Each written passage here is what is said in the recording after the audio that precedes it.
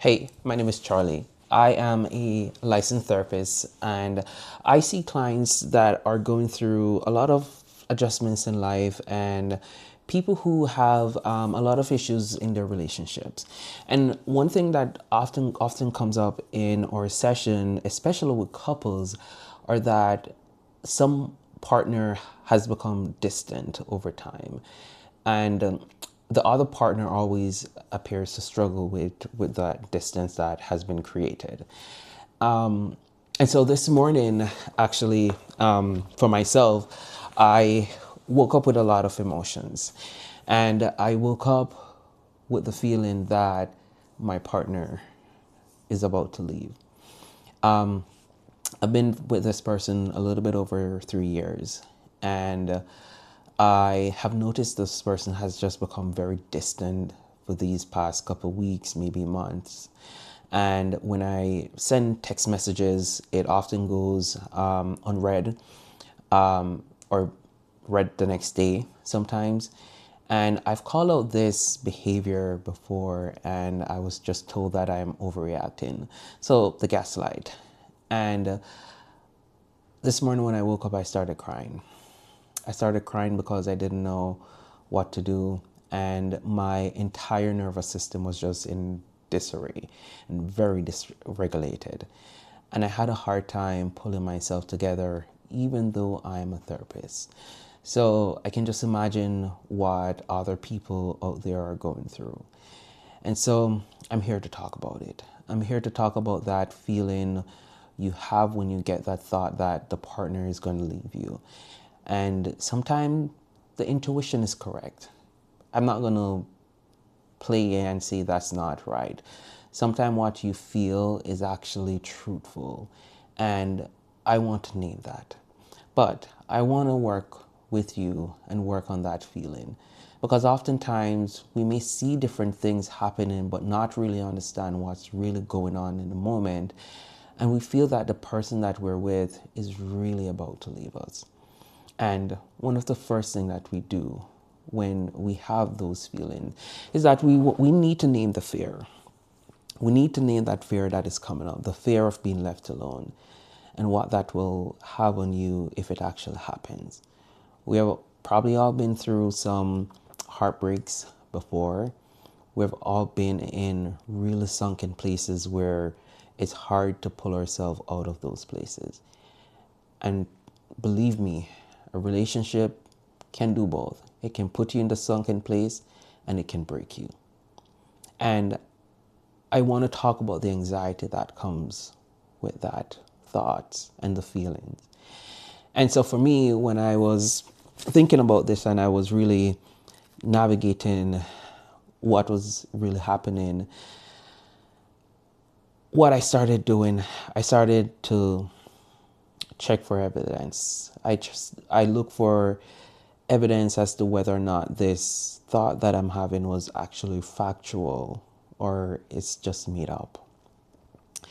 And my partner is just a backstory here. My partner is away in another country. His mom is sick, so my partner went to see their parents, and so I understand that you have to spend time with family. You have other obligations, but at the same time, I'm saying to myself that I am also one of those obligations and one of those important people in your life. But I feel that I'm on the back burner, and so in checking for evidence, I found nothing.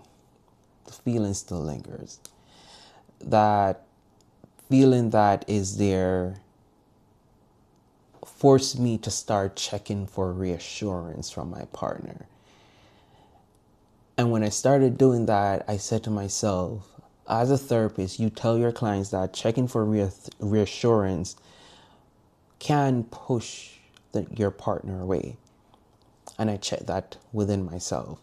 And so if you ever find yourself in this position, checking for reassurance, checking to see if your partner still loves you, checking if there is no cheating going on in your relationship, checking if you guys are still on the same page, if everything is still aligned within your relationship. Those things tend to push your partner away. So be careful. What I would suggest is that you sit and you have an open conversation with your partner and you explain the feelings that you're having. And if your partner is someone who is vocal and is able to really process what you have to share, then that is good. If your partner is not that type of person, I would suggest going with a different approach. Go in with an approach to say, hey, I just want to check in just to see where we're at.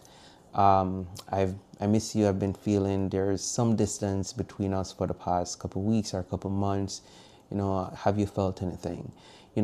Reflect those questions back to your partner to see how they felt.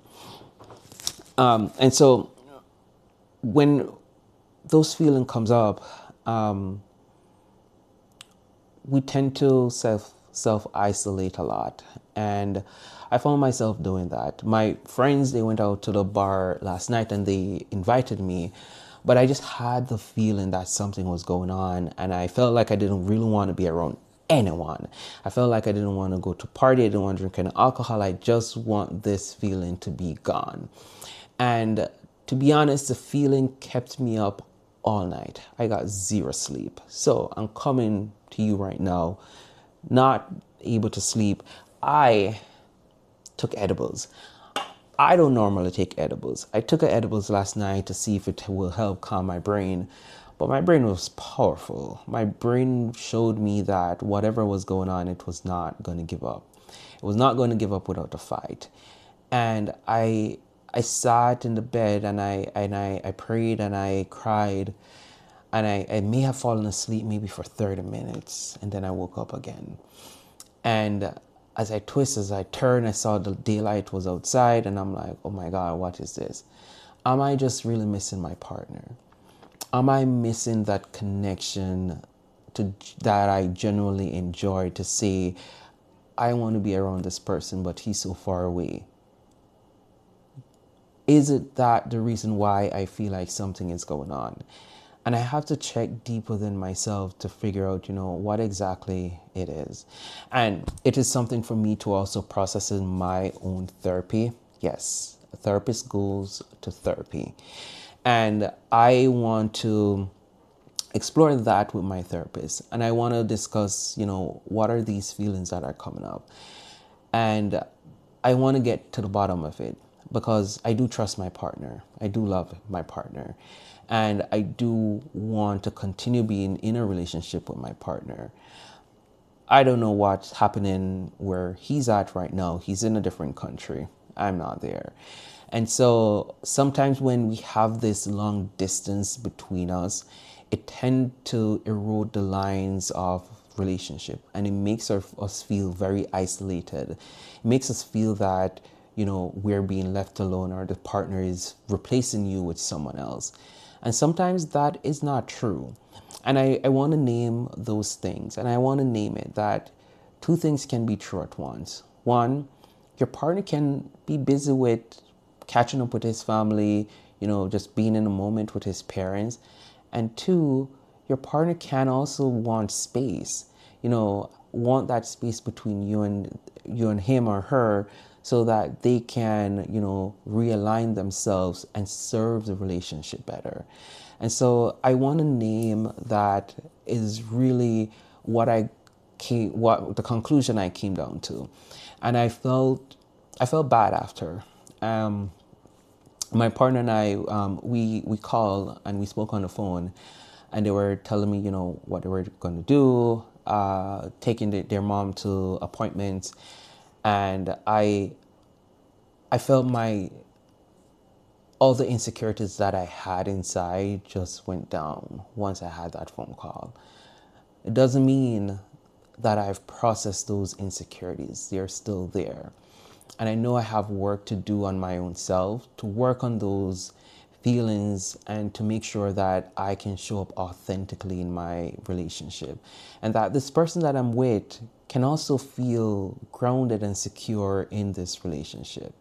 And if you're out there and you're struggling with something similar to this, I want to reassure you that take the time, slow down, process with yourself, Ask yourself, what am I feeling? Where is this feeling coming from? Journal. Journaling is super important. Express how you feel. Talk to your partner directly about your feelings. Don't go creating evidence when there was none. Or don't go start drama when there's none. Don't push your partner away. And if you're in doubt, go to therapy. Go talk with a therapist. I promise you, you will get so much more insight than your brain would ever give.